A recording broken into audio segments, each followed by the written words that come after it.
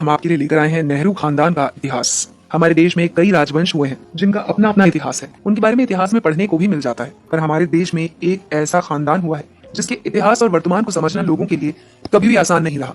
जिसे देखने में लगता है कि यह घराना बहुत ही धर्मनिरपेक्ष है, पर ये लोग सत्ता के इतने भूखे हैं जिसके लिए ये गिरगिट की तरह अपना नाम और रंग बदलते हैं।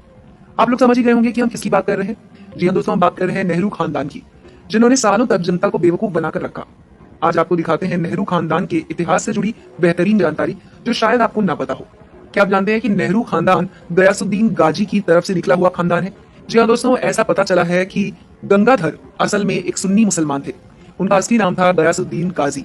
अब आप सोच रहे होंगे गंगाधर कौन है? तो दोस्तों, हम बात कर रहे हैं नेहरू खानदान के जन्मदाता की, जिनका नाम है गंगाधर नेहरू। लेकिन क्या उनका असली नाम है ये? आइए जानते हैं हमारे इस वीडियो में। नेहरू गांधी खानदान की शुरुआत होती है गंगाधर नेहरू यानी कि मोतीलाल नेहरू के पिता से। नेहरू उपनाम उन्हें बाद में मोतीलाल जी ने खुद लगाया। इसका शाब्दिक अर्थ था नहर वाले। नहीं तो उनका असली नाम होना चाहिए था मोतीलाल धर, लेकिन जैसा कि इस खानदान को नाम बदलने की आदत थी, इसी के मुताबिक इनका नाम बदला गया।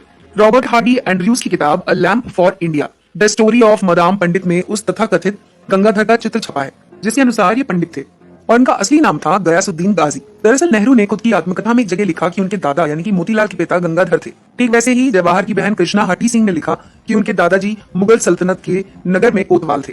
इतिहासकारों ने जब खोजा तो पाया कि बहादुर शाह जफर के समय में कोई भी हिंदू इतने महत्वपूर्ण ओहदे पर नहीं था, और खोजबीन पर पता चला कि उस वक्त दो नायाब कोतवाल हिंदू थे। उनका नाम था भाऊ सिंह और काशीनाथ, जो लाहौरी गेट दिल्ली में तैनात थे। लेकिन गंगाधर नाम का कोई व्यक्ति रिकॉर्ड में नहीं मिला, क्योंकि गंगाधर नाम बाद में अंग्रेजों के कहर के डर से उन्होंने बदला था। असली नाम था गयासुद्दीन गाजी। जब अंग्रेजों ने दिल्ली को लगभग जीत लिया था, तब मुगलों और मुसलमानों के दोबारा विद्रोह के डर से उन्होंने दिल्ली के सारे हिंदुओं और मुसलमानों को शहर से बाहर करके तंबू में ठहरा दिया। अंग्रेज वो गलती नहीं दोहराना चाहते थे जो हिंदू राजाओं ने मुसलमान आक्रांताओं को जीवित छोड़कर की। इसीलिए उन्होंने चुन चुनकर मुसलमानों को मारना शुरू कर दिया। लेकिन कुछ मुसलमान दिल्ली से भागकर आसपास के इलाकों में चले गए। उसी समय की परिवार भी आगरा की तरफ चला गया। नेहरू ने अपनी आत्मकथा में लिखा कि आगरा जाते समय उनके दादा गंगाधर ने अंग्रेजों की रोक टोक पर जवाब दिया था, लेकिन तब उन्होंने कहा कि वो मुसलमान नहीं है बल्कि कश्मीरी पंडित है।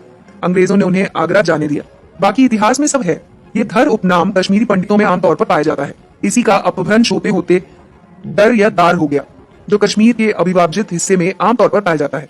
मोतीलाल ने नेहरू नाम चुना ताकि पूरी तरह से हिंदू लगे। इतने पीछे से शुरुआत करने का मकसद सिर्फ यही है, हमें पता चले कि खानदानी लोग क्या होते हैं।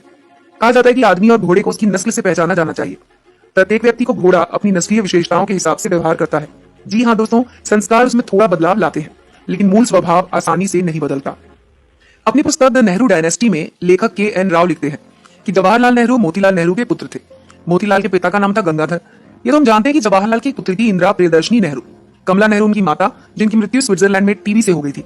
कमला शुरू से ही इंदिरा संग फिरोज से विवाह के खिलाफ थी। आखिर क्यों, हमें नहीं पता। लेकिन फिरोज गांधी कौन थे? फिरोज उस व्यापारी के बेटे थे जो आनंद भवन में घरेलू सामान और शराब पहुंचाने का काम करता। आनंद भवन का असली नाम था इशरत मंजिल। उसके मालिक थे मुबारक अली। मोतीलाल नेहरू पहले इन्हीं मुबारक अली के यहाँ काम करते थे। खैर, हम में से सभी जानते हैं कि राजीव गांधी के नाना का नाम था जवाहरलाल नेहरू, लेकिन प्रत्येक व्यक्ति के नाना के साथ ही दादा भी तो होते हैं। अधिकतर परिवारों में दादा और पिता का नाम महत्वपूर्ण होता है, बजाय नाना या मामा के। तो फिर राजीव गांधी के दादाजी का नाम क्या था? आपको मालूम है? नहीं। ऐसा इसलिए क्योंकि राजीव गांधी के दादा थे नवाब खान, एक मुस्लिम व्यापारी जो आनंद भवन में सामान सप्लाई करता, जिसका मूल निवास था जूनागढ़, गुजरात। नवाब खान ने एक पारसी महिला से शादी की और उसे मुस्लिम बनाया। फिरोज इसी महिला की संतान थे। उनकी माँ का उपनाम था गांधी। गांधी नाम पारसियों में अक्सर पाया जाता है। विवाह से पहले फिरोज गांधी ना होकर फिरोज खान थे। कमला नेहरू के विरोध का असली कारण भी यही था। जी हाँ दोस्तों, राजीव गांधी पहले पारसी थे। ये मात्र एक भ्रम पैदा किया गया है। इंदिरा गांधी अकेलेपन और अवसाद का शिकार थी। शांति निकेतन में पढ़ते समय रविंद्रनाथ टैगोर ने उन्हें अनुचित व्यवहार के लिए बाहर निकाल दिया था। अब आप खुद ही सोचिए, एक लड़की जो सिर्फ 15-16 साल की है, जिसके पिता राजनीति में पूरी तरह व्यस्त हैं और माँ मृत्यु शैया पर पड़ी है, थोड़ी सी सहानुभूति मात्र से क्यों न पिघलेगी और दूसरी तरफ आकर्षित क्यों ना होगी। इसी बात का फायदा फिरोज खान ने उठाया और इंदिरा को बहला फुसलाकर उसका धर्म परिवर्तन करवाकर लंदन की एक मस्जिद में उससे शादी कर ली। नाम बदल दिया गया मैमूना बेगम। जब नेहरू को पता चला तो वो बहुत लाल पीले हुए, लेकिन अब क्या किया जा सकता था। जब यह खबर मोहनदास करमचंद गांधी को मिली तो उन्होंने नेहरू को बुलाकर समझाया। राजनीतिक छवि की खातिर फिरोज को मनाया गया कि वो अपना नाम गांधी रख ले। ये एक आसान काम था कि धर्म बदलने के बजाय सिर्फ नाम बदला जाए।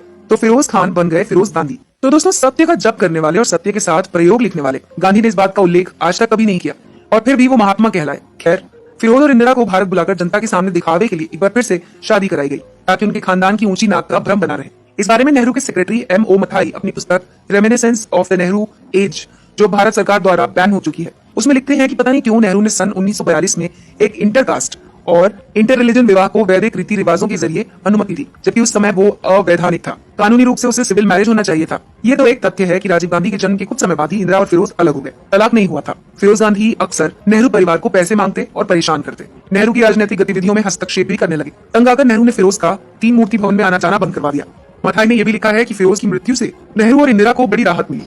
1960 में फिरोज गांधी की मृत्यु रहस्यमय हालात में हुई, जबकि वो दूसरी शादी रचाने की योजना बना चुके थे। कुछ सूत्र तो ये भी कहते हैं कि श्रीमती इंदिरा गांधी का दूसरा बेटा यानी कि संजय गांधी फिरोज की संतान नहीं था। संजय गांधी एक मुस्लिम मोहम्मद यूनुस का बेटा था। संजय गांधी का असली नाम दरअसल संजीव गांधी था, अपने बड़े भाई राजीव गांधी से मिलता जुलता। लेकिन संजय नाम की नौबत इस तरह आई क्योंकि उसे लंदन पुलिस ने इंग्लैंड में कार चोरी के आरोप में पकड़ लिया था और पासपोर्ट जब्त कर लिया था। ब्रिटेन में तत्कालीन भारतीय उच्चायुक्त कृष्ण मेनन ने तब संजीव गांधी का नाम बदलकर नया पासपोर्ट संजय गांधी के नाम पे बनवाया। इन्हीं कृष्ण मेनन साहब को भ्रष्टाचार के मामले में नेहरू और इंदिरा ने बचाया था। तो दोस्तों, ये तो था नेहरू गांधी परिवार का इतिहास, लेकिन सिर्फ आधा। बाकी